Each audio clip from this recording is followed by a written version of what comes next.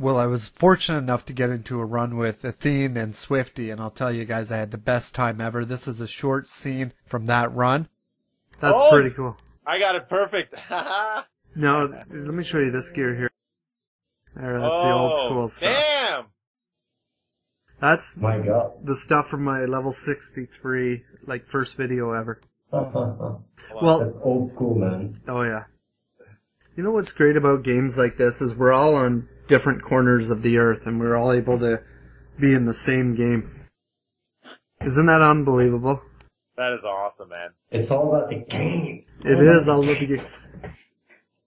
Dude, everybody's like, he's got a Thunder Fury! Oh my god! I wish I was reading. I'm not on the live stream. I should have logged on, but I had a hard time finding it last time. I find it easier on the Themes channel than yours, Swifty. Just go to learntopvp.com Yeah. and watch them both at the same time. Yeah, Okay. learnpvp.com. And we can put yours there too. Oh, I'll do that today. We'll put Hobbs up there and your YouTube channel. I'm going to have many more moments from these runs that we did together in our future videos, but for now we're going to focus on Ragnaros. Hey guys, Hobbs here. On Ragnaros. This is phase 1. We're going to lead with the DK tank. Anytime Ragnaros is up, we as tanks need to be conscious about the burning wound debuff. We normally switch at 3 stacks back and forth. We can sometimes ride it out to 5, but then it is a bit harder on our healers. Everybody needs to be spread out because he's going to randomly knock someone back, and anyone within 6 yards also going to take additional damage. Now watch us in melee range. We're all going to get knocked back, so all the healers in the range obviously need to stand back so they don't get hit, and it interrupts their casting. Now see behind me, he's going to smash his hammer down, his sulfurous smash, and it creates these waves that come out from it. You don't want to be to the left and the right and behind that. I can stand comfortably underneath the handle of the hammer and not get hit, as you've seen. Sometimes he knocks you back into the waves, so I'm conscious of that if the hammer's coming down to my left or right. It's important for melee to be aware that when it's coming down, the waves may come, and it's a random effect for him to knock you back from time to time, so you don't want to get knocked back into the waves. Now keep an eye on the bottom left hand corner. See our druid there? He's getting a trap formed on him. When that trap gets activated there, if anybody stands within it, it's going to knock them up in the air. It's going to blast players within 8 yards away. Now you could leave this trap up for the entirety of the fight, but the problem is you're going to run out of room. What we do is we wait for everybody to be at full health, then we drop someone like our priest in this example up in the air who can levitate down, or sometimes we use our warlock who can teleport down. Both doing this to avoid additional fall damage. So we rinse and repeat this throughout the first stage, people not standing in fire, some of them standing in fire to activate traps. The tanks have to be reminded to stay within melee range of Ragnaros, otherwise he's going to hit them really hard. So we stay within this range. A little bit further back he's got quite a large hitbox. Now we continue this until we get to intermission. Which on intermission we watch this clip of Hobbs planking in Stormwind.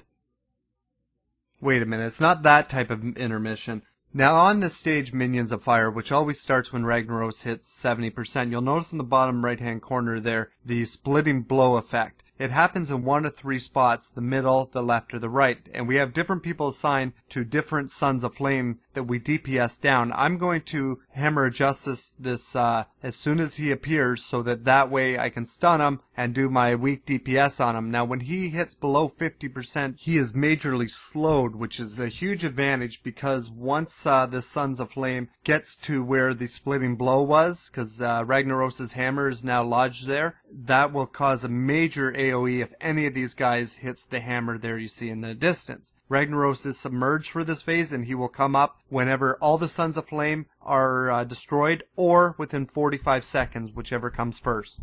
Here we all stack to the left, and you'll see we've got some markers, the green and the purple. Those come important later on during this phase. There, he continues to do his sulfurous smash, and he continues to do, the lava waves. There's no more traps during this phase, and no more knockbacks during this phase. But there is another ability called Molten Seed now, which casts on each player, does damage at the point of impact, and 10 seconds later, major AoE damage. That's why we're stacking on the purple point. Here we AoE heal, pop cooldowns, And these elementals, we need to tank an AoE down, plus we gotta stand out of fire there. Engulfing Flame also casts at a random 1/3 of the floor space. Unfortunately, the floor space was just where we were standing. Now, after the ads are dead, I'm gonna pull aggro off Miranda, because I unfortunately left him to 5 stacks. We now spread out on the right, because the same process is gonna happen again, but this time we're gonna move left and ball up where the green marker is. You're going to see this next Engulfing Flame is actually in the far back, so it avoids us quite easily. So one change we've made throughout this fight, last time when I showed you our 3% wipe, we had 3 healers, plenty of DPS, but this time we're 2 healing it, 1 extra DPS, so now we only have to go through 3 Molten Seed stages instead of 4. Which in turn means less damage for our healers to heal through, which gets Ragnaros quicker to 40%, which gets us to our second intermission.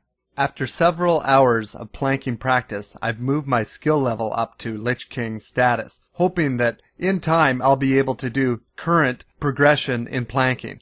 Second intermission actually starts when Ragnaros hits 40%. Splitting Blow dropped in the same location. The only difference is now there's lava scions that each of the 2 tanks have to pick up. We still have to keep our eye on the Sons of Flame though, and I still am responsible of slowing one of them down.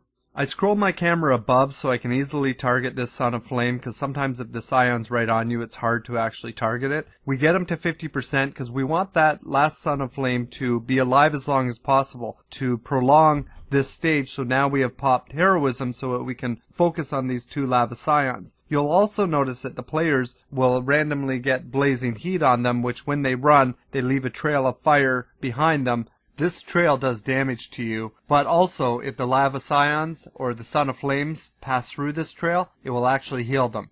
Now I've slowed this portion down. See, Draenian's got the Blazing Flame on him. I'm about to pick up Ragnaros because he's emerging, and I'm kind of stuck now to the left. Now, I hope during this phase that my healers are within range. We have now entered 3rd phase, so he's still gonna hit his hammer down. You're still gonna see the lava waves. You'll see that we have our 1 Lava Scion almost dead. My plan is to take the 3 stacks of the Burning Wound, and when Miranda pulls it off me, I'm gonna run left around here because I won't be taking hits from Rag anymore, and I'm gonna run around to the right where I can be more in the center and closer to healers. In phase 3, there are no more Molten Seeds, so we don't stack to the left or right like we did before, otherwise this would be either perfect or more of a nuisance. Now I'm about to escape, but you'll see here he does drop an Engulfing Flame right in my path. So here I am trapped. Miranda's already pulled the boss off me, but you'll see that finally the Blazing Heat line disappears. You'll see now that the first living meteor has been cast. It's fixated itself to one of our players. We normally now try to pull them off to the sides or the corners so that they're not trampling over other players. Eventually the players can't run it any further, so they hit the meteor, which knocks it back and it fixates upon another player. And this repeats. More meteors get added to the fight. So Ragnaros is actually dead when he hits 10%, and right now we're at 21%. We're just going to carry on avoiding the meteorites, healing, keeping focus on which people they're on. The lines between the player and the meteor helps keep you focused on which way they're going. And here near the end, someone hits this last meteor to my right, which turns directions immediately. I die bad. Oh, good. Ragnaros is dead too. We lost our 2 tanks and 1 DPS there within the last 30 seconds of him dying. Now the bow went to our hunter, the trinket went to a pug, and the helm went to our boomkin druid. Now that completes all my boss guides in regular mode. You'll see them all clickable to the left. When we do them in heroic, I'll just state the differences so they won't be as long. If you missed my last video, you'll see it playing as from Balerock, and I do have one additional link to Console Crusader's channel. He's got some excellent guides for those tanks out there on gemming, talent trees, enchanting. So if you are a paladin tank, it's definitely worth a look through. Make sure you're subscribed so when you click on my subscriptions underneath your username, you'll be the first to know when I bring out my next video. Thanks again, till next time. All those hours of planking finally paid off. We've reached the level of planking in front of Ragnaros. Oh wait, never mind, it's a wipe.